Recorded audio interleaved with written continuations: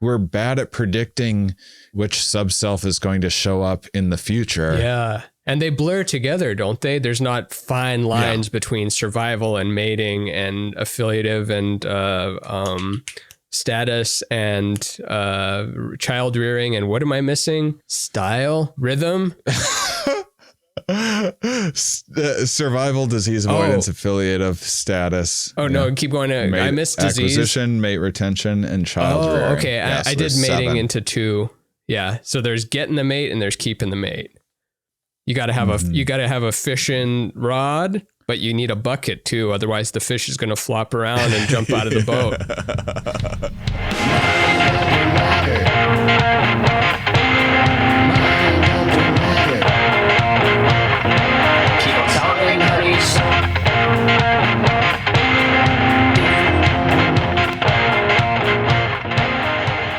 Boom. Hello, everybody, and welcome to Mind Under Matter. I'm Shane Mauss, joined by Ramin Nazer. How do you do? Well, very good. Thanks for asking. How are you, sir? I'm well as well. But seriously, let's get to the show. But we need to throw way more but seriously into this show. But seriously, you're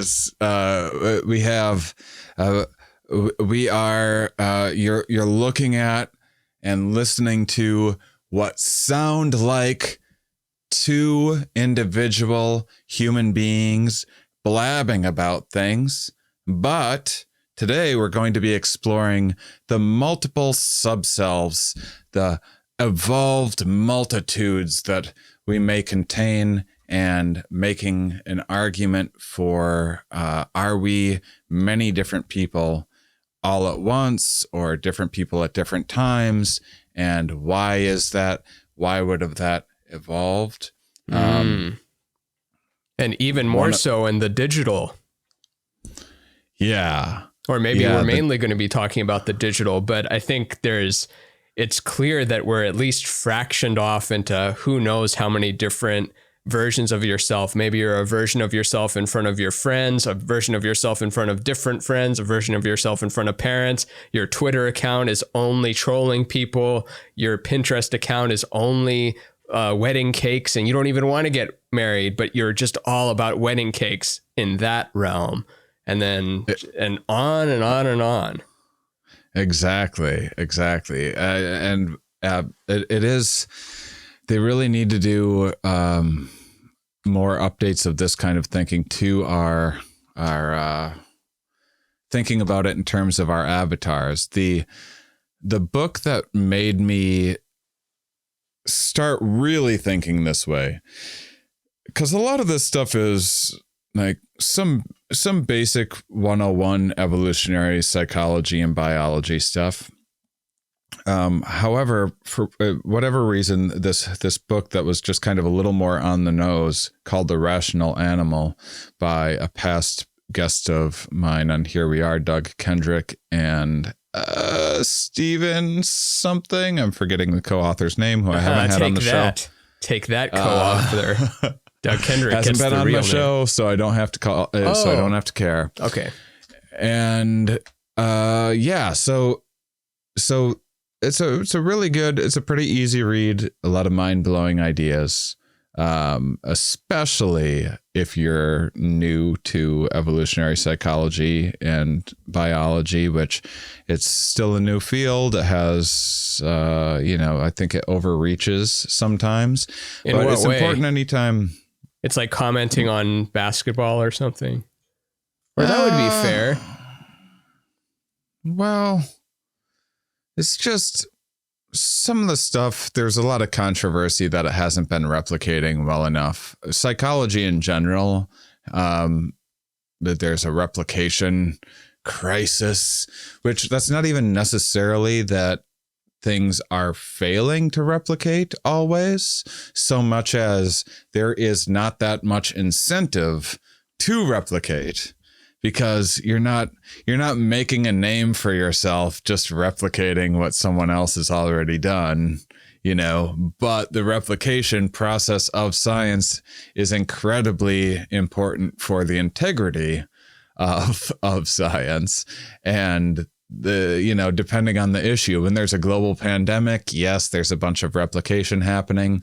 When someone does like a lost wallet study and intentionally loses 17,000 wallets all around the world and comes up with all these incredible findings, like I had a guest on my show that did. I mean, it's good luck getting funding for a second study to lose 17,000 wallets all around the world just to replicate the first findings. That's to at make least sure that $10,000 even if the wallets are are empty, just for the sheer wallet, even if you're getting a cheap one. He started small, and then people really liked the findings and started contributing to the funding, and it was there were different research organizations able to kind of write it off as just like giving back to the community, basically. Just like, we're just going to lose a bunch of money and sprinkle it around. That helps stimulate the economy in random ways. And also we learn science along the way. But so, there's a lot of, and right now, evolutionary psychology and biology is especially contentious because, there's a lot of evolution has always had this air of deterministic properties that people hate hearing about. And also people misconstrue saying the way something is as being prescriptive, or the way something ought to be. Like, for example, if you study something like murder or rape or something horrific like that and find some biological underpinnings or something like that, people mistakenly think that scientists are then saying, "Oh, this is natural. This is the way that it's supposed to be." That's not at all what they're saying. In fact, they're saying like, "Well, if we're having these findings and this is something that we want to prevent, we might want to be more aware of some of our some of the ways our ancestors lived that may have made our brain evolve to make us more aggressive, inappropriately aggressive for our modern world, and this and that scenario." Yeah. So it in my view, it helps us be more mindful, but it's contentious. Sociology and biology and evolutionary psychology, they're fighting quite a bit. And then this is spilling over into pop culture, where there's like these canceled professors that then, get on whatever podcast and become these celebrity provocateurs. And these are a lot of the intellectual dark web people, like kind of started as defending, like, what do you mean we can't talk about biological gender differences in classes? And then kind of got really dug in. And then people that otherwise weren't interested in science were like, "Can you give us a smart word to own the libs with?" And then it's turned into this whole red pill thing. It's been fascinating because I've been interested in this stuff for so long. It's funny that red pill is made by a trans woman. I'm pretty sure, like, because the Matrix was the coining of that, and now that's being used as the like opposite of. But the Makowski sisters. Yeah, I think that the take's been done and joked before. But I was gonna something it's you still said. Funny though. Yeah, something you said reminded me of this quote that I just saw that stuck with me. And most quotes don't stick with you. Most quotes are like, "Walk amongst the stones, and you will be with water." And you're like, "Fuck you. Who cares? Buddha's stupid." Just kidding. Buddha is good. But this quote said, "The problem with humanity today is that we have Paleolithic emotions with medieval institutions and godlike technology." And I thought that was so cool. We're a mix of all this, like just ancient biological, emotional drives with like the institutions are old and have so much everythinging to do to them. And then the technology is just going complete upward trend of bizarre, deep learning, whateverness. Yeah, absolutely. It's a really nice way of saying it. And so, as I present some of these ideas, I think any of these, just like I have on my Here We Are podcast or whatever, it's just a lens to put on for the duration of a podcast. Look through this lens, and then whatever resonates with you and doesn't, that's not a lens that is permanently LASIKed onto your eyeball. You can take it off and see if the glass fits for you or whatever else. So, but keep going. Actually, I wanted to catch the rest of that sentence. That's about it. Oh, yes. I caught the last part of the sentence then. Got it. I was going to ask how deep do sub-selves go? Are we going like beneath even the conscious and subconscious level? Like your bones are does that count as a self, or is it only count as a self once it's like in the behavioral drive of things? Yeah, that's a great question. In this way of thinking about it, and these evolved sub-selves, we're talking about evolved psychological drivers that prime. So the seven are, I'll mention these many times and then we'll go through each one as well. But the seven are like a survival or night watchman sub-self. Is that reptile brain? Yeah. I mean, and it has to do with, I mean, there's a lot of cortex involved in keeping you alive and surviving as well. But it's just one of so basically all of these things are looking at what are the many different tasks that an organism would need to survive, replicate, pass its genes on, and then an important thing that's often missed in all of this is inclusive fitness. So you're not just surviving and replicating, evolution also oftentimes favors behavior that leads to the ability for your offspring to also survive and replicate better, and then their offspring to survive and replicate better. Oh, I thought it was going inclusive with greater cooperation, but it's still genetic line. It's like, we got to include my genetic line too. Yeah. So there's survival, keeping you alive, basically. The night watchman, always vigilant. There's disease avoidance, which is the kind of hypochondriac in you, always scrubbing things and staying away from disease. And again, all of these there's a lot of mismatches with the modern environment and not having opportunities to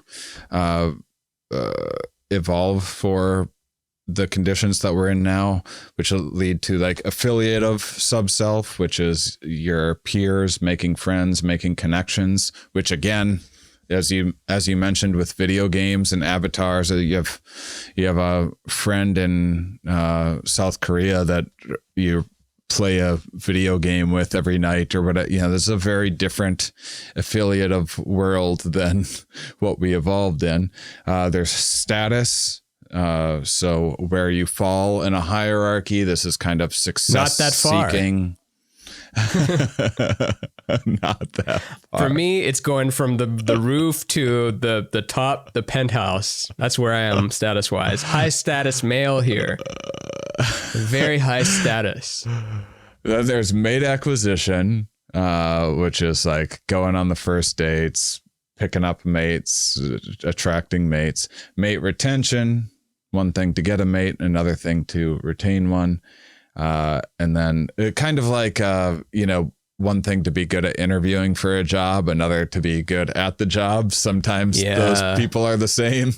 Sometimes the person that's really good at auditioning for the film is also a good actor, but a lot of times those are two different skill sets. And then child rearing is the other one. So that's the seven. And one thing that is important to remember that I found myself contemplating lately, and it's easy to forget, is that life existed and sex existed. Life existed for about 4.6 billion years on Earth. Sex has existed for about 2 billion. A lot of it was like DNA swapping between bacteria and stuff, but sex kind of with males and females as we know it, as we're more familiar with, was like, I think 1.2 billion years Such ago. Such an unhorny time. 3 billion years ago, just completely buttoned up prude. But get this. Here's what's crazy to think about. Brains didn't come about until like 800,000 years ago. So we had the fuck before the brain. The fuck before the brain. So it's like, why do you have sex? Well, it feels good. Guess what? Things were fucking before they had the capacity to even feel that pleasure, to have those drives, to feel any of these emotions. Oh, that's why it's getting ahead of everyone. Mind-blowing. That's why you've got Anthony Weiner sending dick pics and Roman Roy sending dick pics and your mom sending dick pics and all. It's just can't stop. That's actually, and so a lot of these different drives compete too. That's, if I remember, I haven't read the book since it came out 9-10 years ago or whatever. But one of the examples was Martin Luther King, who we rightly think of as someone that was like, a saint, did incredible work, was incredibly affiliative. He had a lot of status and did all of these incredibly altruistic. And then he was also like a bit of a philanderer too. He was this, which was, especially at the time, not considered to be a part of, fine, upstanding moral character, which, whether you believe that that's what makes someone fine, upstanding, moral or whatever, it's still like the environmental status affiliative like game of the time was that, yeah, we practice monogamy and you don't cheat and this and that, but everyone has competitive drives, so it's even the greatest people might fool around, and then some of the most committed people in relationships and best family men and whatever else screw people over in business deals, and so we all contain multitudes, and a lot of these things compete in a number of ways. Yeah. And I wonder if it was more just not open, but like unspoken secret or something. Because you think back to the 60s, JFK and Marilyn Monroe, and it's just like lots of open cheating going on, but not talked about, but everyone knows. But did they? Because they didn't have Lipstick Alley back then. They couldn't go type in a name. What's Lipstick Alley? I think I'm saying the right site, but it's you get all the dirt on famous people. And it's like you learn that Dave Grohl cheats on his wife, and that Dave Chappelle likes getting blown on the bathroom toilet in the hotel or something. Both of those might be made up. I don't think those are real examples. I just pulled up name and put that. But then people basically dish on hooking up with celebrities. I think that's the site. How are they acquiring this, and like TMZ is not sharing this news? I think because people want to talk about it anonymously. I see. And then maybe TMZ does get it. And this might not even be the site. I might have just read something once on that site that did it. But I know there is a site that's particularly about the, dishing on celeb adultery gossip type of things, or maybe not even just adultery. I think just if they've been a groupie or something. That's interesting. Yeah. So we love gossip in a lot of ways. That's the So a lot of these things happen. You can see this now with a pandemic where there's, a disease avoidance subself competing with an affiliative subself, competing with a status subself, and various things. So maybe we'll get a little more into that at some point. Let me set up my favorite example from the book. I just absolutely blew my mind, and I think it really helps illustrate the kind of separation in the various priming. Priming research is the great thing about science is it's always trying to disprove everything, even its best work. And so some of the priming research that's happened, like these subconscious cues that happen, and then no one even knows that it's happening, and then we see this behavior.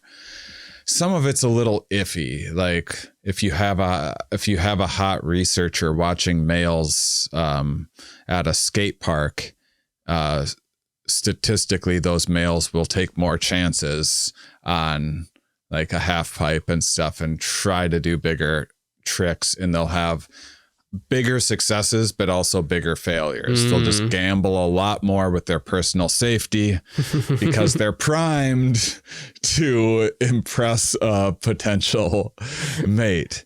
That's such a specific energy, the adolescent male, like trying to impress the mate by like doing things faster, or puffing out chest more, or acting like you're not watching but totally acting like you're watching too. Yeah, exactly. Well, so some of the critiques of some of the priming research like that is that really subconscious, or does every adolescent boy actually know they're like, a lot of times it's going through your head, oh, wow, hot girl. What if I make what if I make the right play at the basketball court or whatever? I wonder if she'll be impressed. The stupid stories that you tell yourself and continue to all through life. We're still in it right now. We're still in it. So here's the study that I think will set everything up. And then from here, we'll just riff a bunch on these different subselves, because I didn't reread the book or anything. I might do it again in the future, because I think it's a thing that'll keep on coming up and we've touched on before. But I've been busy working on a Mind Under Matter book. Speaking of competing interests, we're hoping to have a Mind Under Matter book at the 1-year anniversary of Mind Under Matter page of each art piece, and then a whole spiel and fun things on the other page. This is the first time we announced it. Well. Yeah, the first time. We're so cash about that, because we're like, we just say like, oh yeah, and we're working on a competing launch for SpaceX. It's called Mind Under Space. So because we're like, under space, and we don't plan on going to Mars, but we do plan to get onto the outer atmosphere and launch a couple of Mind Under Matter satellites. But that's not until February. It's not for a minute. I like to see how, well, one, it's sometimes helpful to like kind of make a public commitment to things. Two, I sometimes get feedback. We had, when we let it slip that we potentially have a guided rumination app that we're working on, we had a couple people reach out that work on apps. And then in terms of a book, we're thinking of ideas with like different quotes and different talking points and words of the day and a bunch of things like that. And so as we we'll probably hash out the ideas on this show so we can get feedback from you guys for what you would like in a Mind Under Matter book. So anyhow, here's the study. It's awesome. They constructed a description of two different cafes, fictitious cafes. One is this tucked away little hole in the wall, like foodie restaurant and hidden gem. And then the other is in the main area of town. McCafe. The McCafe where everyone goes. And they get the descriptions as such so that in a control condition, your average person is going to pick one or the other with a 50% likelihood. And then here's where priming comes in. So in the experimental conditions, they have two conditions. One, they show them like a horror movie to prime that night watchman, that survival sub-self. And then the other one, they show them a romantic comedy to prime that mate retention, mate acquisition sub-self. And when you prime the night watchman, people much better than chance end up picking the restaurant that's in the popular area, that because it's well lit, there's people around, there's safety there, you're not going to get cut by the chainsaw massacre or whatever, Texas Chainsaw Massacre guy or whatever. And then if you show them the romantic comedy, they're primed to, oh, I'm gonna take her candlelit dinner at Romanio's. Yeah. Exactly. So the idea is that we have these various 7 drives priming us in a number of ways through various environments and contexts and stages of our life. One thing that I'll hopefully never experience is parenting. And so I can't say this for certain, but everyone seems to report, when you have a child, like, oh, you don't even understand, different parts of your brain actually come on and you become this different person. And I don't doubt that for a second. That makes a lot of evolutionary sense, why that would happen. And by the way, these 7 subselves, another important point is that not every species is going to have these. Not every species, a lot of species just acquire the mate and that's it. Certainly males in a lot of species just acquire the mate, do whatever to advertise their fitness, bang it out. The female ends up doing the child rearing, if there is any child rearing at all. Sometimes you're a fish and you just blast out 1,000 kids into the universe and are like, see ya. Yeah, Finding Nemo is a lie. The dads don't care. Yeah. And I guess the mom got eaten by a shark, right? Yeah. I don't remember. It would be fun to have a realistic Finding Nemo where it's just, or I guess you couldn't even call it Finding Nemo. It would just be Nemo bursts out of a bunch of eggs and so do his brothers and sisters and some of them get eaten and fuck you. So, survival is pretty important in a lot of species. And then, but not every species like has, pandas. Yeah, not every, and avoiding disease is important in in most species, but not every species has much of an affiliative self. A lot of species just are alone by themselves through much of their lives, and a lot of these drives compete. So I would say one of the bigger competitive drives is survival and mating are often butting heads with one another. Yeah, and one is a zillion ways. One is the mating, I guess, leads to the long-term survival, and then survival is all about the current thing surviving. Yeah. They're both survivals on different scales.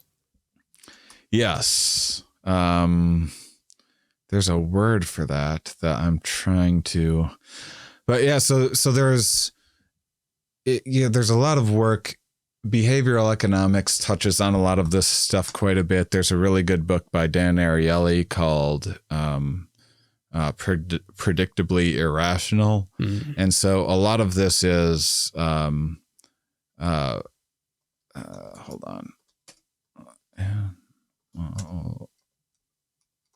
Looking up the word. Get this started.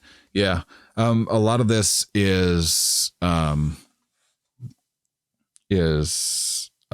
like it looks irrational to us in a given moment. A lot of it looks irrational to put a lobster dinner on a credit card and to go into debt over food that, you could get those same calories for. It's 4D chess.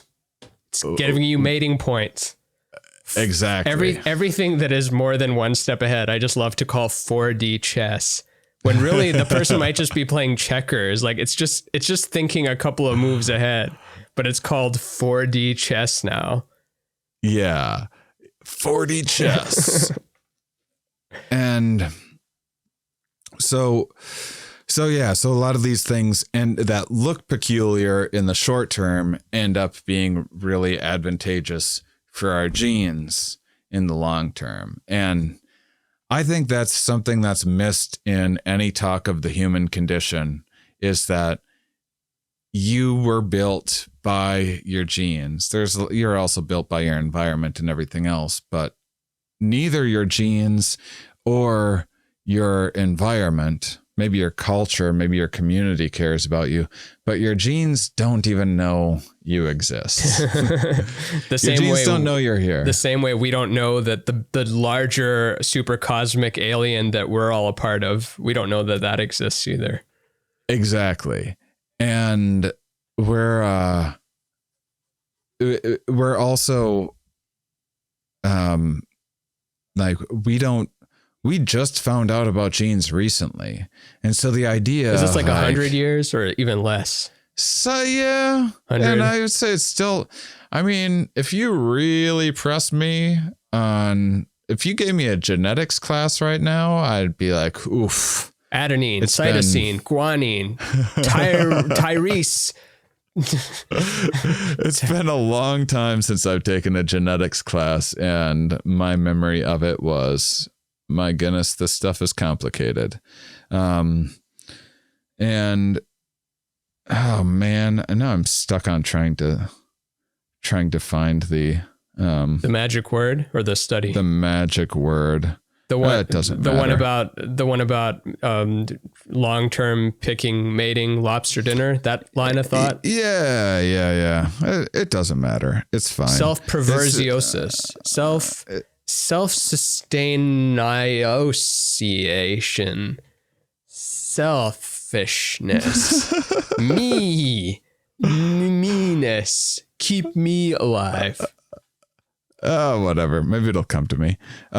So there's all these, and there's things that like you don't have for the first 12 years of your life or whatever. You have little or no mate acquisition, mate retention, or child rearing subselves. You know, you might have like a little bit of that in terms What's of like little crushes then when you're if you're 5 and you like little Bethany or little Erica or little Debbie.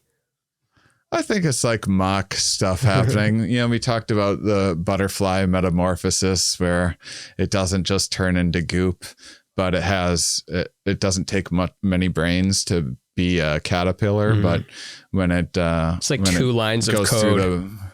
Yeah, if, exactly. Leave, eat, else, do little caterpillar walk, which they call it the caterpillar, but what is it called when they walk? Because we call it that when we dance, but what's it really called? It's not just called the caterpillar.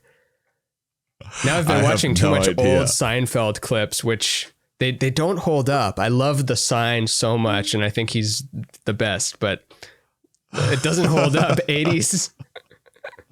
80s stand-up Luckily, comedy. we haven't fought the Swiss Army. Could you imagine fighting them with those little knives? A little toothpick and a corkscrew? Watch out, the guy behind me has a spoon.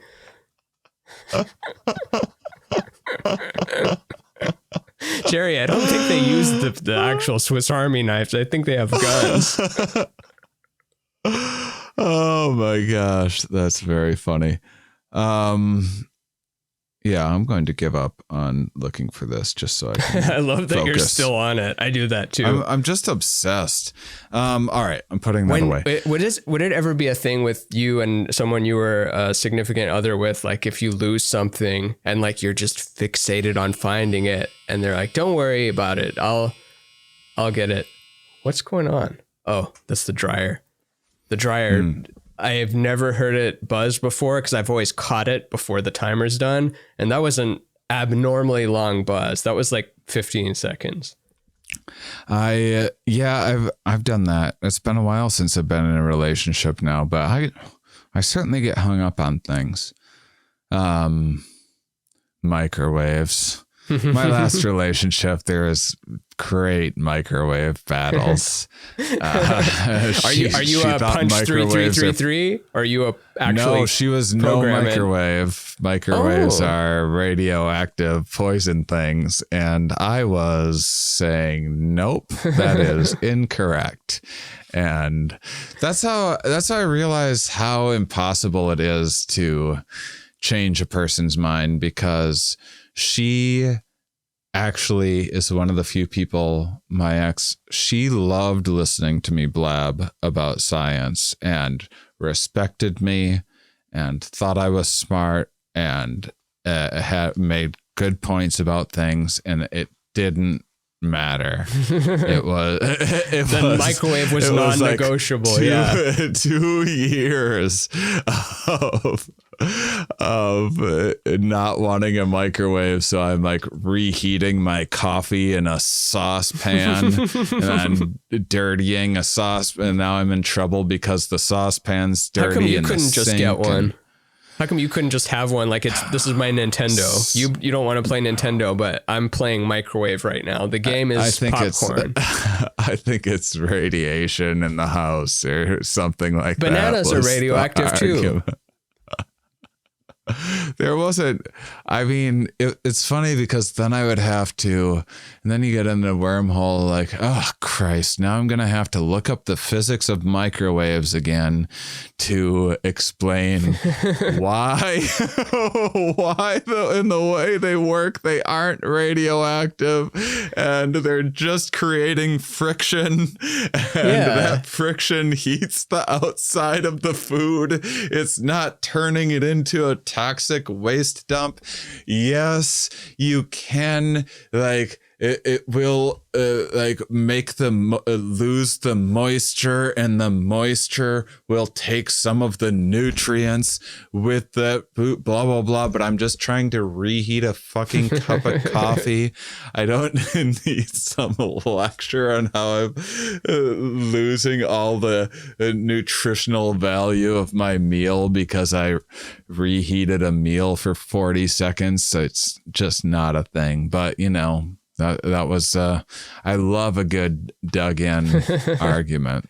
Man, that's one I've just taken for granted. I've always had a microwave has just always been there since I was born. It was invented. It was in the house. It was used when appropriate. And then it's always been there, and it's never once been a point of contention. So now I have that to think about. I have hippie friends that I stay with that took the microwave out of, they always had it unplugged, and then they took it out of their house. like you can't even have a microwave not being used in your house. It's just like a toxic waste dump or something. And so it's now just this awkward space in their kitchen where a microwave is supposed to be. Yeah, I guess I just don't care about care about being a mutant or not. I think it's fine. It would be amazing if we end up with superpowers in 20 years. That's the other thing with all this stuff is like no one ever sees that. Like, it's outrageous to think that microwaves are going to turn you radioactive or whatever to start with. But why assume that would necessarily be bad for you if you're taking that leap? Why not assume it's like putting on muscle mass or increasing your lifespan or whatever else, since we're just making up whatever we want to make up? But again, that's that negativity bias and that survival sub-self. So there's like I've mentioned the Australian redback spider before. Oh, no. That feeds itself to its mate, and it's the only way to like the men do, the men do, and so there's this bad for that male survival. I gotta bring really good for the survival of its genes. Yeah, in that Children of Time book that I brought up maybe 10 episodes ago or something, where it follows the evolution of this spider culture that's had an accelerated thing to it so that it evolves like 10 times faster and stuff. And as the spider culture is evolving, the female spiders still have the urge to eat the mate after mating, but they hold back. It's like, it's very rude to do so, but you don't go to jail if it happens. Like, it's fine. It's just socially very frowned upon. And some of the like bachelorette party spiders will go to the like lower class parts of town and like kill men and mate with them and stuff. But that's okay, because those are the lower class, no real person involved sort of ones. But I love that, thinking about it, like, yeah, the drive is still there, but as the culture evolves, it's like, no, we're better than this. We're not going to devour our mate afterwards. Although the urge is still there. They have to like fight it with everything in them. I love that example, because look at what's happening there is you have now you're introducing this affiliative, and you know, a lot of these are kind of very close to one another, like affiliative and status are very close to one another, but sometimes the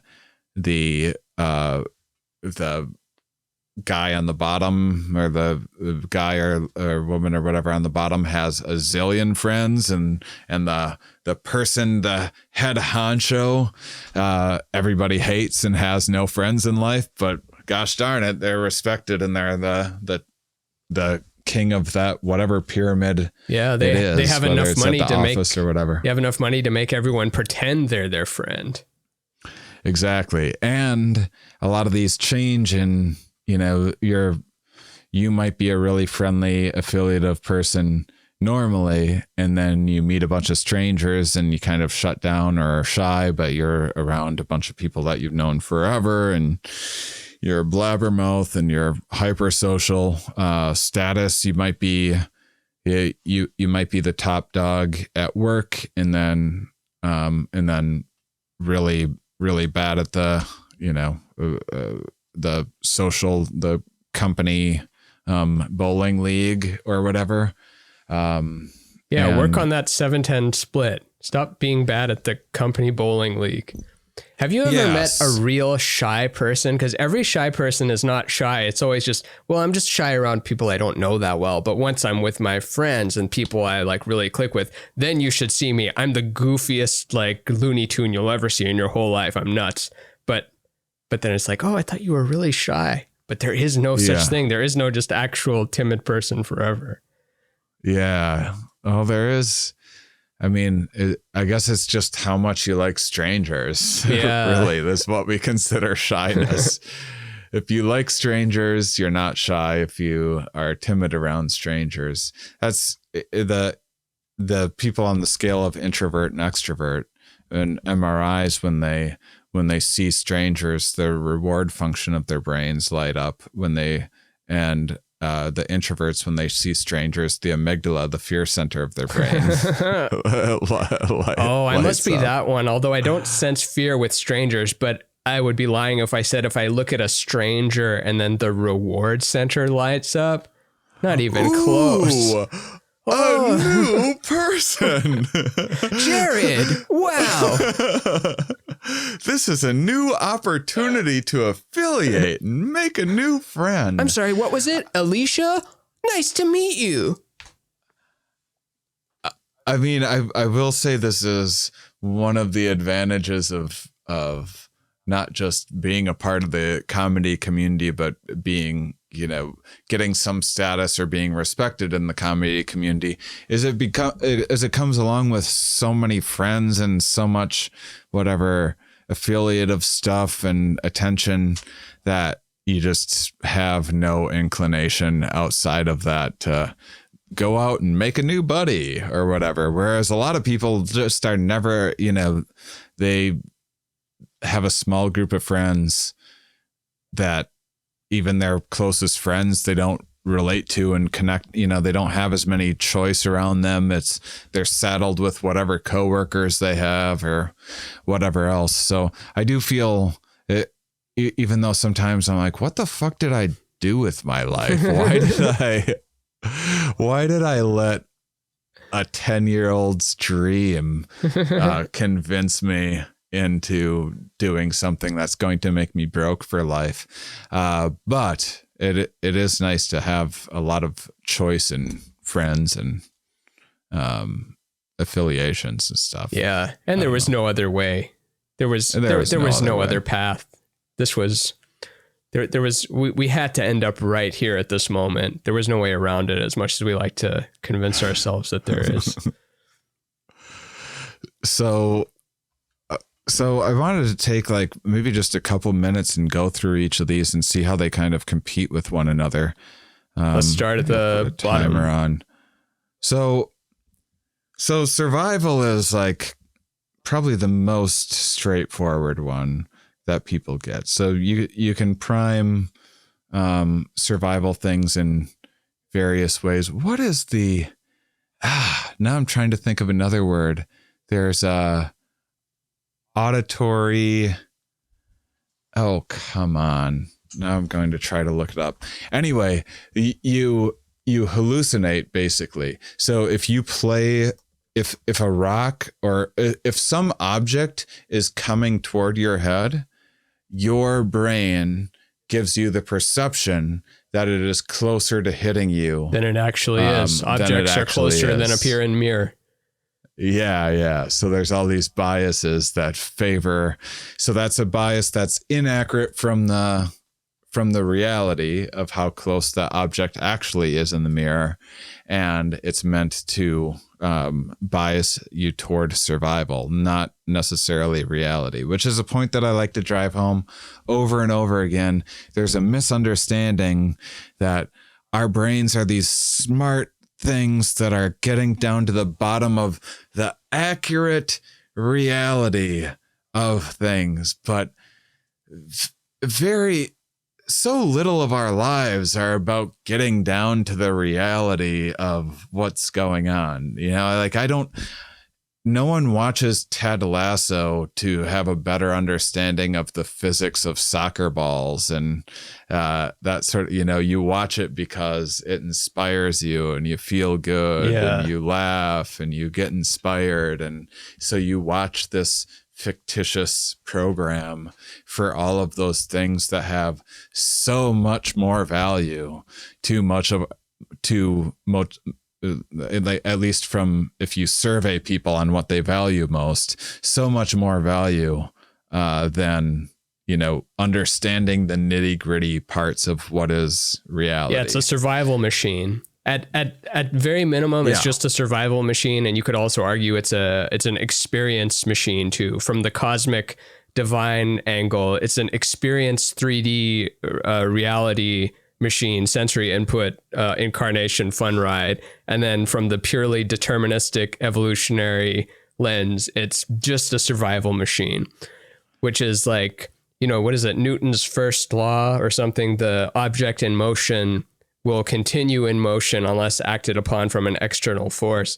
It's almost like the rebuttal to that. Like if an external force is acting on you in motion, it's like, no, I'm going to do what I can to stop that from stopping me. Right. Anything I'll do to keep going. Anything. Yeah. And all of this is much of our actually conscious thoughts and explanations are just ad hoc, after the fact explanations, stories that we tell ourselves about why we behaved in a certain way. Just like plenty of behavior and life and eating of things and kind of what would from the outsider point of view look like manipulation of things and sex all happened before there was a brain. The brain came after the fact, which is a metaphor for our brain our consciousness usually comes in after the fact. And then it's like, here's why I behaved in that certain way. And very rarely are people actually articulating the primes in their environment that made them choose those things. Yeah. The highways are built around the city, not like highways and then the city happens, if that's an apt metaphor at all. And that the stuff is already there and then the brain is building on top of it. Like, oh, okay, looks like there's already these drives. So I guess we're going to have to work around perpetuating this and this and this. It's not just a magical, like, yes, I will control and make my decisions the way I would like to. chair. Exactly. It's just getting a little bit better at what was already happening. Your eye didn't necessarily evolve to appreciate the magical wonder of the universe. It first evolved to detect differences in light and shade, and then was able to detect objects to run from or towards, and so on and so forth. But and I was going to say, it's such a narrow band of information too. We have such a tiny sliver of the light spectrum. But then again, if we had all of it, we would still take that for granted probably and be like, well, it could still be more. I know there's 8,000 billion unique colors, each one more unique than the last, but there could have been more. And it's exhausting to consciously think about. I went to the gym today, and, at the time we're recording this, what's the date today? It's like January 10th. Omicron's blowing up everywhere. So many people that I know have it. I have a good friend of mine that's a super healthy nutritionist and stuff that just got it and is in rough shape. Damn. Statistically, we should both have it. Statistically, It would make sense for both of us and the curtains behind us to also have it. And I stopped playing pickleball for a minute until the numbers come down. Maybe I'll start playing again in like an N95 mask or something. And then I need to think, will people think that I'm weird because they're not used to people where it's different and different things are weird to people. Yeah. And you don't affiliate in the same way because you're covering yourself. And so I go into a gym, and it was bad timing because it was like right after a lot of people were done with work. So it's full. So I'm like, oh man, how many people are in here? Okay, there's like 90 people in this gym. About 10 of them are wearing a mask. 6 of those look to be cloth masks. 4 look to be, cloth mask is, paper is slightly better. I'm the only one wearing an N95. Let's see. N95 is supposed to protect you for about 2.5 hours, but I have this big fucking beard on my face that makes it work less. But if I'm here, then my long-term health and maybe my body will look better and I'll attract more mates. There's and then you come back to reality. You come back to reality. It's like, oh, Mr. Mauss, your result just came back positive. You have it.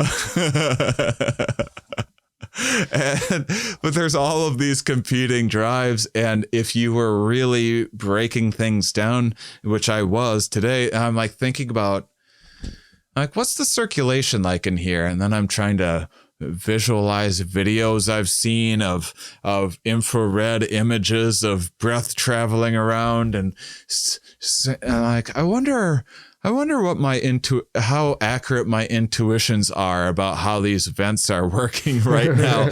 And it just ruined my whole, I couldn't lift anything. It was too taxing on my mind to think about all of that shit that I was just like, all right, well, I don't have this other drive, which is to like push a thing.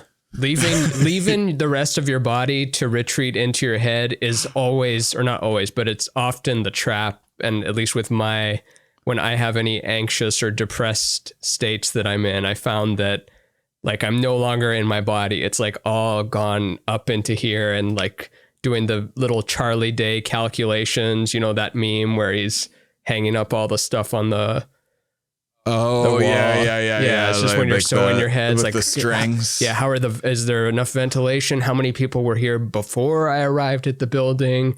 What are my natural antibodies like right now? Was my booster a week ago or was it 5 days ago? I know it needs a whole week to work at 80% as opposed to 10%, and then all this, and then you're just already fucked town.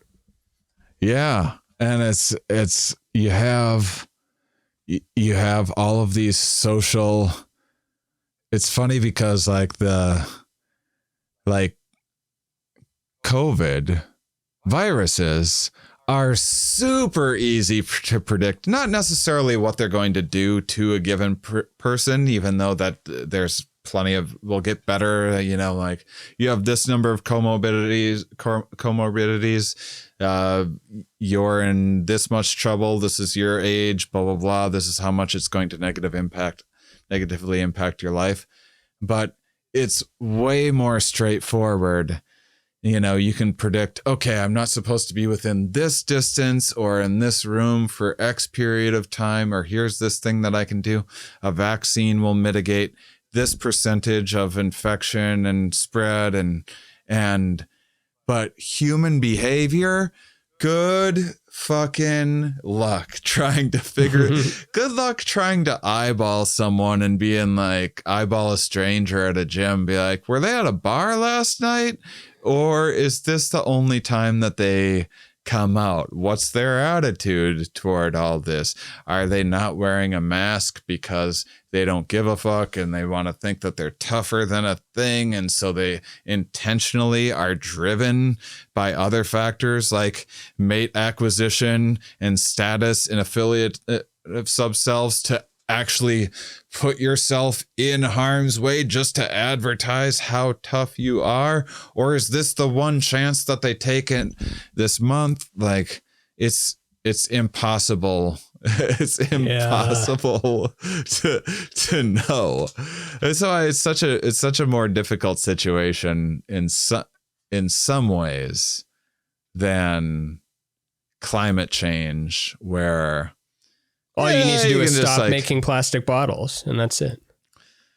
There is huge policy things that no one's ever going to really know if you throw in some regulations. And now this company, there's a carbon tax on the amount of CO2 their factories able to release, and like no one's ever going to know that. That's not going to impact their lives. It's going to help the world to do. There's a lot of things like that just like maybe it'll cost more tax money or whatever else, but you'll never have to think about it on the day to day.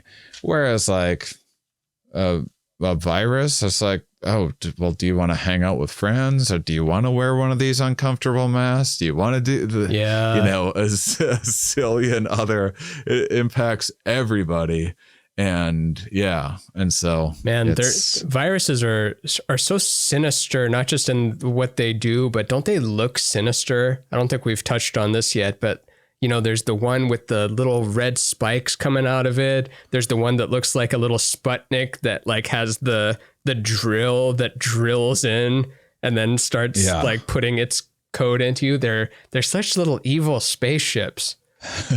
And there's no good ones, right? There's good bacteria, of course. We're like 50% bacteria, most bacteria is good, etc. And then, but I don't think there's a good virus, is there? Unless it's one you give to your enemy.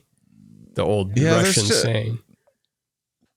There's ones that just don't negatively impact you. There's plenty of viruses that you just don't make for much of a habitable host, or it doesn't really negatively. One isn't going to give you a lot of energy or clarity or focus or anything. Like at best, it'll make you sick and then avoid like a 9/11 flight or something. That's the only time it's positive. There's no probiotic. There's no pro viruses that I know. That would be so cool, but also dangerous. Because then, like, what if you improved everyone by 50% overnight? What would that look like? Maybe that would be awesome, though. Yeah, everyone feels great next week. Like you make a really good virus. I mean, I guess it is going back to my microwave example of like, who knows? Maybe it will help. I guess that is rather silly because there's more ways in which things can go wrong than there are things that can go right. But so a lot of these things also factor into viruses. So a lot of these, because a lot of these drives were the same before we had a brain or anything else, and the brain's just kind of teasing apart and looking for clarity, and there's so many competing interests. There's also just kind of a synesthesia-ish, there's a lot of crosstalk. So there's things like disgust that trigger our physical disgust, which was kind of first evolved to keep you away from things that looked symptomatic, or like eating feces or whatever sort of thing might make you sick, whatever plant tastes weird, that because it's poisonous, that taste that you don't like is meant to keep you from. And hearing someone gag makes you gag because you were probably sharing food with them. So it's like, oh, they ate that, I gotta get this out of me now. Yeah. And then a lot of those things got co-opted into things like some of our affiliative and survival software, like in and out group drives. So if you put a rotten smell in a room and survey people on their social values, mentioned this before, they are more conservative. They have a heightened vigilance to outgroups, because subconsciously you're going, well, I better just keep away from anything different right now, because different things carry disease and something doesn't smell right around here. And so, yes, I mean, it might even be part of some of the like racial stuff going on and everything right away during the pandemic. Remember in the beginning, in like March, at least I felt this too. Like my eyes started getting itchy and stuff. People were having a nocebo allergic response, where we were all watching the news and like, oh my God, there's a pandemic. And then so many people were like, I think I already had COVID. You know, I felt like my eyes were watery for a few days and I had like sniffles and stuff. Well, that's part of your immune response to a potential threat, which in the right circumstance, just like hearing someone else make puke sounds can make you puke, even if they're just faking them. In the right circumstance, your disease avoidance subself can be triggered to do these things. And your disease avoidance subself, when really revved up, should make you averse to anything outgroup, meaning not just race, but different political parties, even what sports team you root for. Theoretically, you should be more against your rivals than ever. We thought it would bring us together too. It's funny how everyone thought this will bring us together because we're all facing it at the same time. A common threat that humans can bond. No, it over. literally divides. It's literally like when you put your hand in between a pile of sand or something and do that. Yeah, it's amazing. As I'm like at the gym, like, oh, just get healthy? Easy for you to say when you have your own fucking private gym. I gotta be in here with 800 people risking COVID to be healthy. Just tell your chef to make you something healthy instead of telling your chef to make chocolate chip pancakes in the morning. I love chocolate chip pancakes too. Olga makes them for me every Sunday, but I don't have them every day. Why don't they mandate push-ups? Well, if everyone went to the gym tomorrow, everyone would have COVID in 3 weeks because they would all get it in the gym. They'd be packed to the brim. Did you see? If everyone wore a mask and got vaccinated tomorrow, COVID would be like, kind of gone within. I was going to say, is your gym still crowded from New Year's? Have you noticed an uptick because of New Year's resolution people? I've been trying. I almost changed our recording time today because I was like, damn, I'm bumping up against the end of the workday. But if I go right before it closes, it's way more empty at that time. So I just got to time it at the right time, which is another fucking, as if there wasn't enough mental barriers to get to the gym. Now there's a virus and fucking a zillion considerations. I don't blame people for being like, fuck it. But you got to understand, now you've created environment that for people that do want to think about that stuff need to think about it that much more, and it's fucking exhausting. But whatever, we all have our own struggles. And no, we don't. We all have the same one, and if you don't have the same one as us, you don't have one. But I think there was an uptick, and I heard a couple. I see a lot of regulars, and then I've seen some new people, but I've only been going to the gym since this winter, and I'm excited by how well it's going. So yeah, weightlifting rules, and you forget how good it is until you do it again. And when you stop for a while, it's impossible to start again. It's easier to do literally anything else than lift heavy objects and do boring, repetitive motions. But then afterwards, you just want to tell the world about how good it is. I totally get why CrossFit is. People can't stop talking about it because I bet it's amplified. And in addition to all of those physical endorphins and everything, you're also priming your affiliative self. It's a group activity. Yeah, you're social. There's a lot of we were talking about on Here We Are recently that like our ancestors would have been out. You wouldn't have been working alone ever. You would have been out hunting with other dudes. You would have been gathering with others, and so it's there potentially things like CrossFit and going to yoga studios and stuff are a way of engaging more drives. That's the other thing. All these drives can be used in different ways to get to the same place. If you want to get to the gym, say you want to get to the gym every other day and do your lifting or whatever, well, you can look at any of these. Survival. I'm going to live longer if I go to the gym. Disease avoidance. I'm going to embolden my immune system and be healthier so that when I do get sick, my immune system is stronger. Affiliative.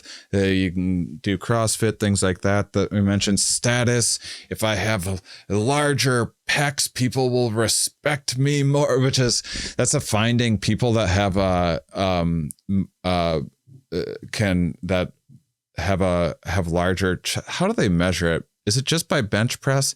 Something related to, I thought they'd use like a Taylor measuring tape, wouldn't they? I think it's the circumference of your chest as a male is related to correlates with depression. So if you got a big pecs, then you're happy.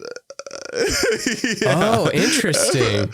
Because you're dominant, and if you're a male, so there's also oftentimes gender differences where men tend to be a bit more status seeking in a way that we think about status in our modern culture, and females tend to be a bit more affiliative and child rearing in the way that we think about those things in our modern culture. And the reason why I'm putting all these caveats on isn't to be like politically correct or something. It's just that it's insanely complicated. So something like testosterone, which when increased will seemingly increase aggression. It's more nuanced than that. It will increase aggression toward the appropriate things. It will increase aggression toward the outgroup or the subordinates. The correct thing. Yeah, you won't just start punching at random people. It's just the people that you already kind of wanted to punch. You're going to be more apt to punch.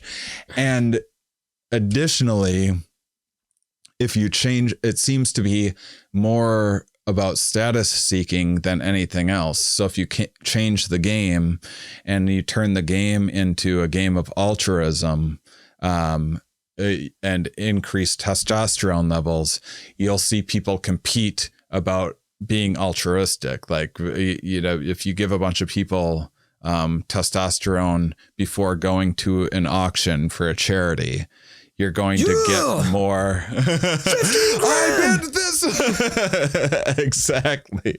So it doesn't always mean like, oh, testosterone means you're more violent or something like that. It often means more competitive, and context is really important. Here's a question. Where do they get that stuff? When you get testosterone injections, like, are they getting it from other humans, or do they synthesize that? Or is it from a bull? I've never thought about where they actually get the hormone when you're getting, because it's not growing on a lemon tree or even a testosterone tree. So where do they get it? Testosterone doesn't grow on trees. Yeah, just these two nuts. I don't know where they get it. And it's not even from the nuts. Stuff like that. I don't even know where it is. And I guess the testicles produce some of it, or they lead to it, more of it being produced if they're both functioning correctly. I wonder if I have low testosterone relative to people that punch walls, because I've never wanted to punch a wall, but it's a very common dude thing to want to punch a wall. I've punched a wall before. Yeah. There's a lot of defaults that happen, and then so it's not like if we gave you testosterone, you wouldn't suddenly become Jocko. You know, you would I'd be more towards that though. I'd be probably closer. Maybe. Yeah. Well, whichever, but that's the game in which he competes in too. So if you think about what you're competitive with, like maybe music or art or something, it wouldn't surprise me if we loaded you full of testosterone and you became more competitive on social media, or cranked out more art, or played guitar more, or something like that. Oh, that'd be fun. Maybe I should go to that tree, pick one off, make it into a tea or something. I have thought about, I thought about it, but not enough to actually do it. But when I heard like, oh, oftentimes men in their 30s start to take testosterone and I feel more energy, and you just see some commercial and they're like, huh. And then I think about it for more than 3 seconds. I'm like, no, I don't want to take hormones. I've actually heard that there is some truth to that, especially women and estrogen replacement. But I've heard that there is. If you give Jocko Willink estrogen, he would convert it into testosterone, I bet. We've never seen anything like this. It's switching before our eyes under the petri dish. I even forget the nitty gritty of what estrogen's actually doing, because it's not. Grows your boobs and makes your hair not fall out. There's a lot more going, like men need estrogen as well. I kind of forget what all estrogen is doing.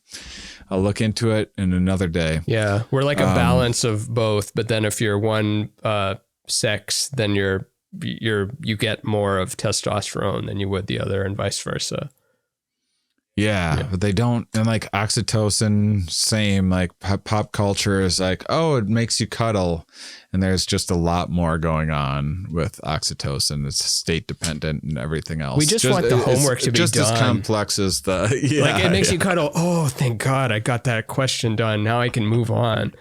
But it just opens up another can of worms, and each worm is another can, and you open that up and there's more worms.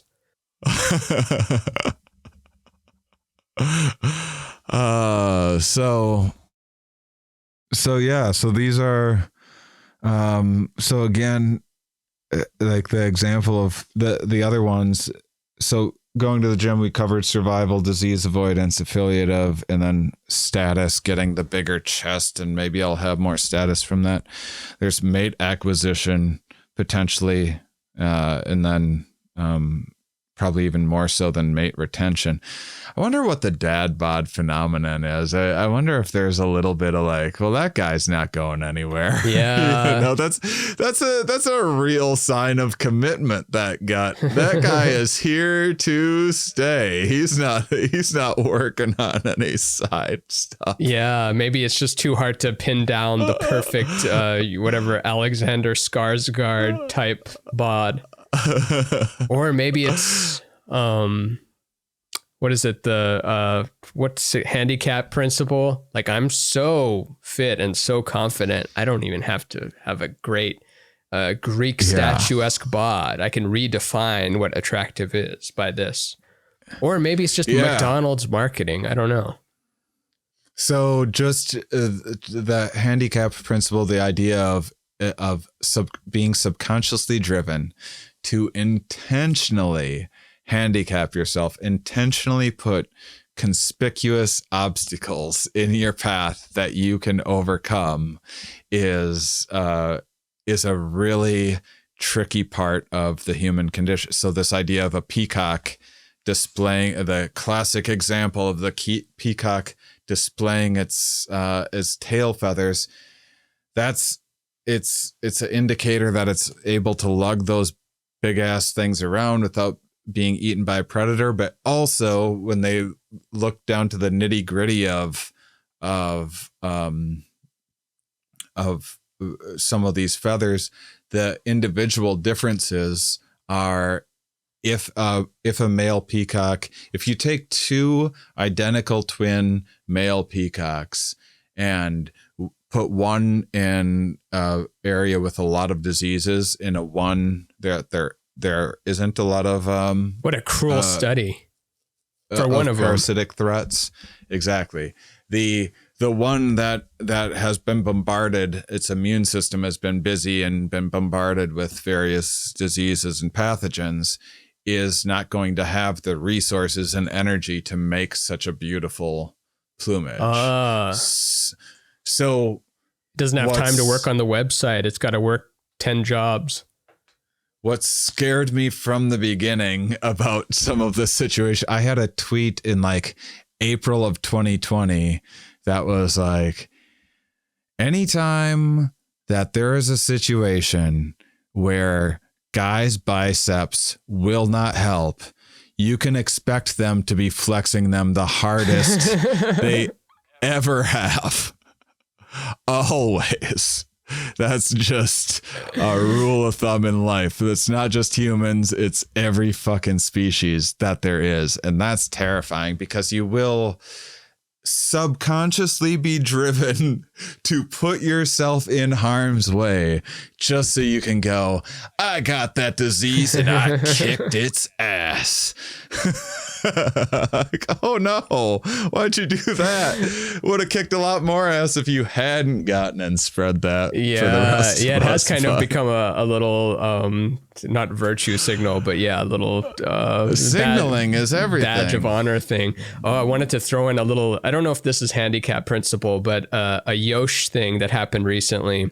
We're watching a friend of ours dog, Moxie, and Moxie's like 4 times the size of Yosh, but Yosh is always going to be the dominant person because he's the emperor of the universe.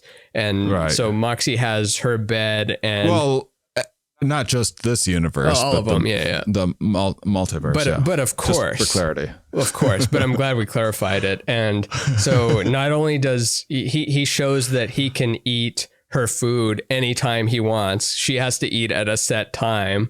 And then he just goes to the bag of food and just sticks his head in it and starts eating it. And he doesn't even like that food. He just does it to show that. And she's got her own little bed that she gets to sleep on. And he just went up to her bed and not only confidently sleeps in it, but slept in it belly up.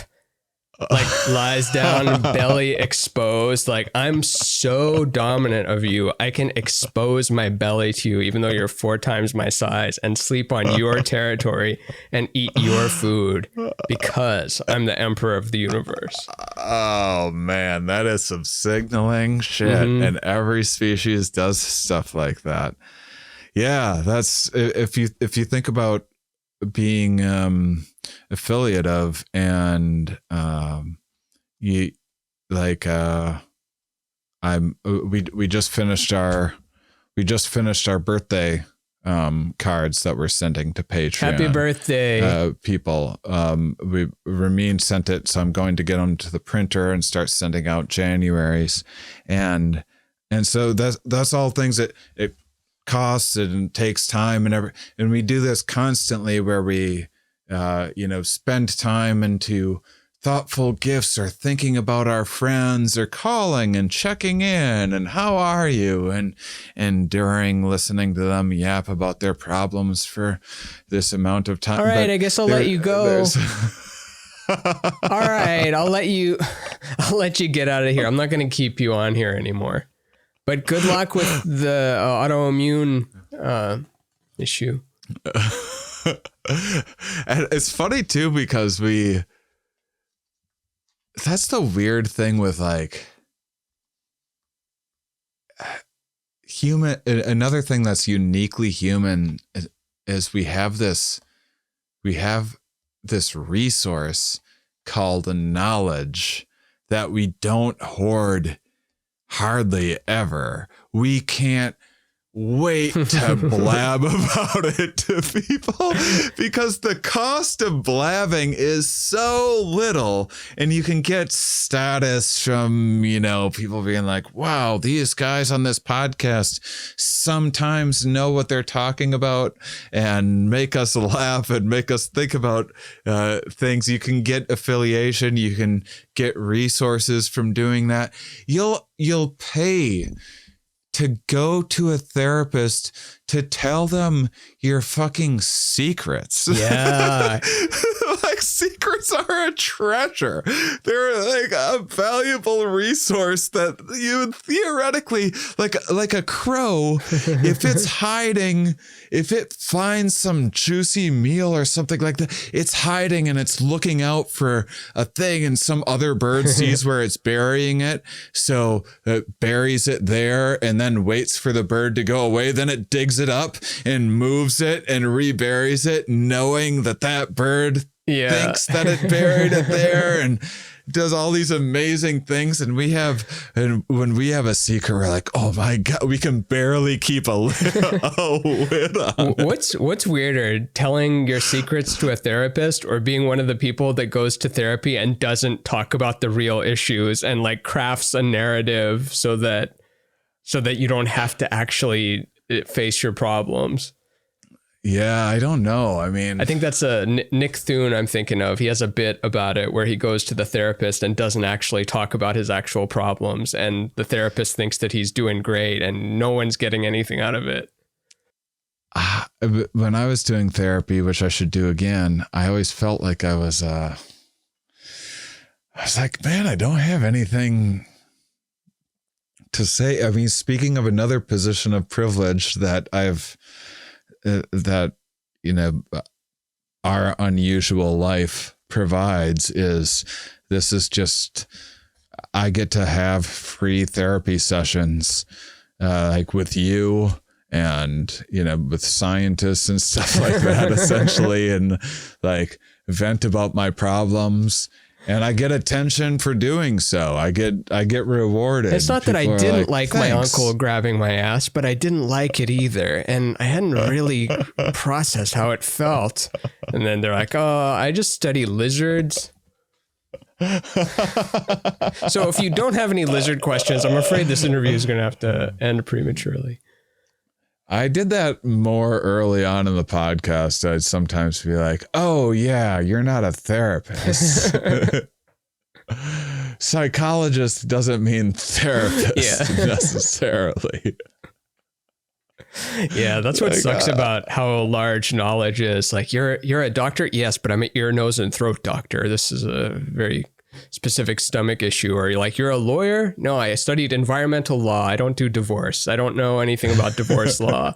I only do entertainment law. I only know how to use song samples in B films. Just everyone is so specialized. Yeah. So but why does it eat us up, though? Back to the secrets. Yeah, we have to share it. And we've talked about this before, like how when you learn a new piece of knowledge, one of the first things you feel is, I can't wait to share this with everyone. Yeah. I'm supposed to be meditating. Yeah. Like, I'm doing that. This is the one thing I'm doing by myself that no one knows about, and it's just for me. And I get to the place that I'm trying to get to for 3 seconds, and I'm like, ooh, breakthrough. Can't wait to share this. Oh man, I'm going to blab to everyone about this new insight that I had. It's funny. And we're such social creatures. So again, all of these things are competing. We're different things at different times. And also there's just like so many misfirings, but we don't. So the idea is that potentially, when you're going to be handicapping yourself by getting a Rolls Royce or something like that, which is a great way to advertise that conspicuous consumption. Look at this incredible cost that I'm able to endure for something that costs 20 times what you paid for your vehicle that gets you to the same place. Yeah. I'm nervous standing next to one of those. I'm just afraid I'm going to get in trouble just for being near it. Like, I just owe 50 grand now because I stood next to it and that wrecked it somehow. All right.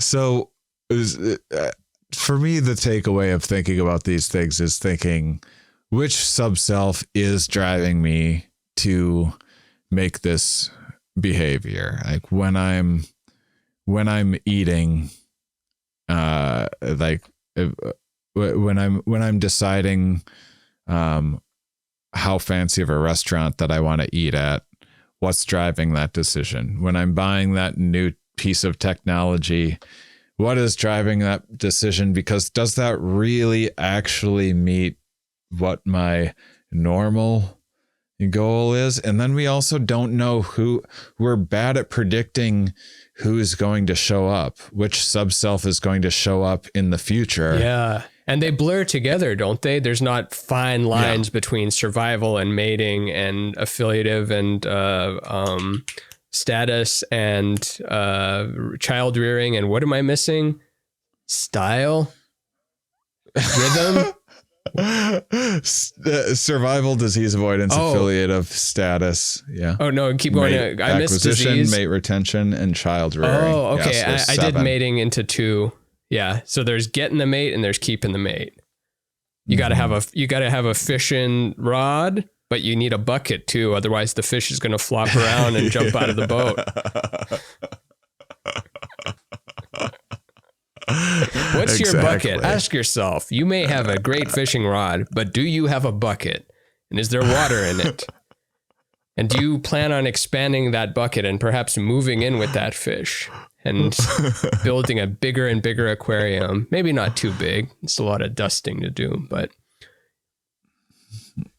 mate. And then it's like, what one of these drives are we doing when we watch TV or play video games? Yeah, a lot of our modern world is hijacking the systems, systems for things that don't actually suit. You watch TV and you're like, whoa, wouldn't it be great to get a mate like that, or sleep with that person, or I want to marry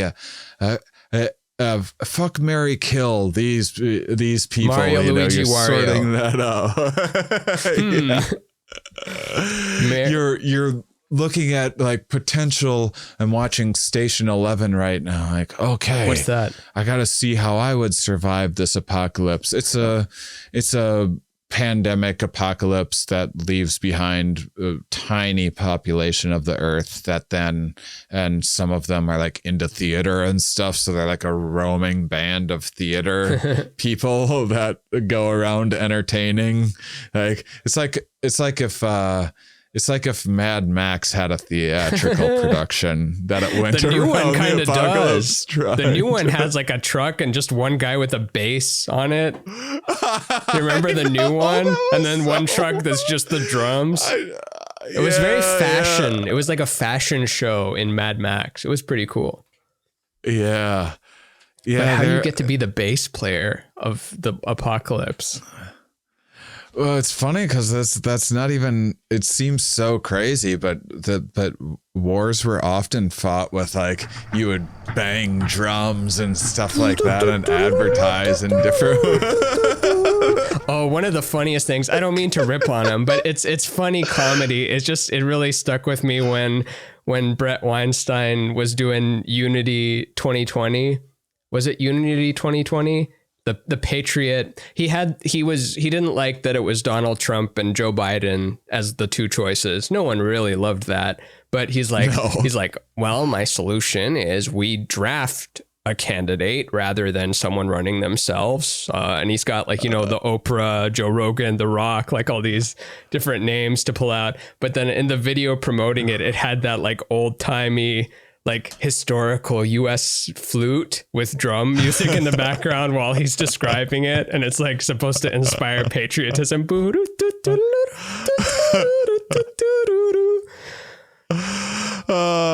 know if it's as funny as when I describe it, but it's just... Well, it just made me think like what a strange instrument to bring to a war.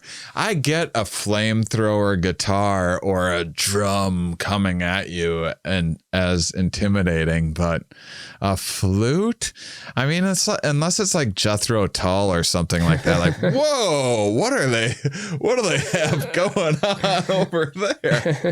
That flute soft rocks. Jethro Tull's flute hard rocks, actually. Yeah. I don't know. It's tough to say. It's still a flute. You like Jethro Tull at all? I'm surprisingly not that familiar, other than like, 3 songs or something. Yeah, me too. Only a few songs, but it's just like you broke the game. You fucking rocked out with a flute. No one saw that coming. Yeah. Just like rocked really hard with a flute. And it meant a different thing in the 70s, much like the sax dominated the 90s and synths dominated the 80s. So yeah, that's the Seven Sub Selves. It's a good like introductory lesson because it's something that I'll keep referring to. Again, I don't think any of this stuff is perfect.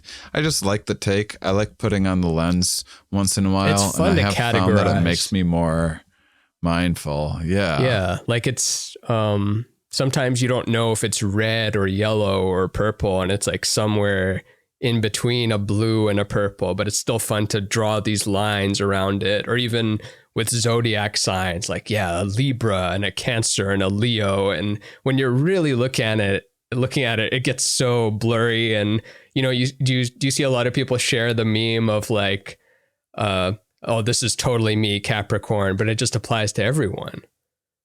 And not totally knocking it either, but it's just, it's fun. Little things of dividing is fun. If you look at like, say even you're doing stand-up comedy, there's a lot of ways that you could, you could trigger that survival sub-self in people by, say, talking about politics or making it something like life or death thing. You could, people do it with like disease avoidance. You use that line of disease avoidance by, talking about eating ass or whatever and pushing those boundaries. Yeah. Like we often do. Did you know Mark Norman who filmed a whole 30 minutes for Comedy Central where he got some disease from eating ass? And he described it as, it was 2015. Everyone was talking about it and doing it. But when you watch the clip, his face is so puffy and red. And it was like he traces it to the ass that he ate too. It's funny. I'm sure you can find the story somewhere. He had a puffy face from eating. Yeah, it was red and he's sweating, but like he couldn't cancel it because Comedy Central doesn't care. No one cares. If the film date is this date, that's when they booked the venue and the people and the cameras and the crew. And so he just, walked it off and did it. But you look at that video versus any other video of him, it's like, oh, he's clearly sick in this video. I mean, eating ass is the perfect example of competing interests. bad for disease avoidance, potentially good for both mate acquisition, and bad for survival too, and also mate retention, spicing things up a little bit. And so might be a status thing going on. Oh, of course. Going so on you get to there. the top. Going on there too. But that's, if you think about stand up, that's like more affiliative, which is obviously there's inherent status in being the center of attention, but also there's the like sitting down campfire talk kind of Mike Birbiglia bringing everybody in, sort of affiliative style. There's obviously things that you can do to... Wait, you're saying he doesn't elevate himself? I thought he elevates himself. Yeah, I know he does. I'm just saying, like, you can lean more to all of these have crossover, but in terms of thinking of these, there's tons of child rearing dad jokes and everything else out there. There's jokes male comics especially use to try to get laid. There's things that you use to like seem like you'd be a good boyfriend or girlfriend or something like that, as well. Those are different things, and that all of those things are going to influence the way in which you write the joke. Yeah. Like when I was single, I would I'm gonna sprinkle this line in, this line here and there. It would change my act a little bit. Actually, counterintuitively, because if you talk about your girlfriend, you have more girls talk to you after the show and hit on you. Oh, interesting. But then it's like, when you throw the thirst out. But then if you say like, well, no, I was just making that up so I'd get more attention. That's a no. And also if it's like, oh no, we broke up 6 months ago. It's like, oh wait, you didn't just think of that? You're doing 6-month-old material and you didn't even change it after your life changed. Yeah. So it's one of those, you can't ever use that. Has anyone done a stand-up pit before? So, like I was saying that you're elevated in front of people or you bring them down to you, but have you ever physically lowered yourself into a pit and then the audience is like looking down at you? Yeah. I mean, there's theatrical seating. That's you're right. Like that. No, it doesn't work. I was thinking more like a hole though, like where they're looking at the top of your head and you're looking up at them. You just want to be in a tank in an aquarium, maybe. That's that's the Subself episode. So if you want to, guys, if you want to support us on Patreon, you'll help us survive, which will also, we spread some fun knowledge, which will help you avoid disease. You can, by joining Patreon, you can take part in game nights and things like that, and group overshares that I do, and meet other mummies out there. And you might retain one if you mate with them. Exactly. You can have various status. If you're a Comante de Buffon, one day you'll get a Comante de Buffon at the end of your name, and people will be very impressed by that. You'll gain all of this great knowledge that will help you acquire mates. It will help you retain mates because of the sanity of us helping you improve your relationship through various science facts about microwaves. And did we even have facts of that today? Because I don't even think we had microwave facts. Really. We just said, no, I still want to use it.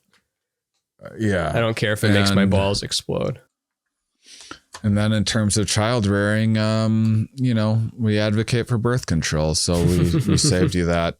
We saved you that sub self. I advocate abstinence only. I'm abstinence only part of the show.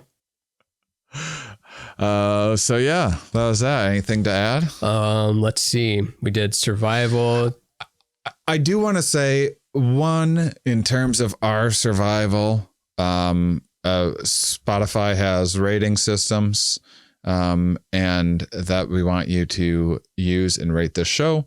And then additionally, if you want to check out for free some of the Patreon content. There's some public stuff out there, including the bonus episode of our music podcast that we did, which we got a lot of. It turns out people like music. Oh, nice! And we've gotten a lot of good feedback on that one so far. That's great. We didn't even go that deep on that. We can go so much deeper because it was very surface level. Like, did you like Green Day growing up? Loved Green Day. Did you like Alice in Chains? Did you like Nirvana? Oh, loved Nirvana. And that was a lot of that. Oh, and I just had a brain fart. It was actually the second part of the career one. Was the bonus there we go. episode, not the music one. Yeah, there we go. But yeah, that's everything. That's everything. That's your survival, disease avoidance, child avoidance, mate avoidance, status avoidance, and let's not forget good old fashioned rear avoidance. So keep on avoiding those things you don't want and attract those things you do want, because you got this one life, and when it's over, you got to pay up. So cheers to that. And or do we end it now? And until next time, keep on salivating, honeys. Ding.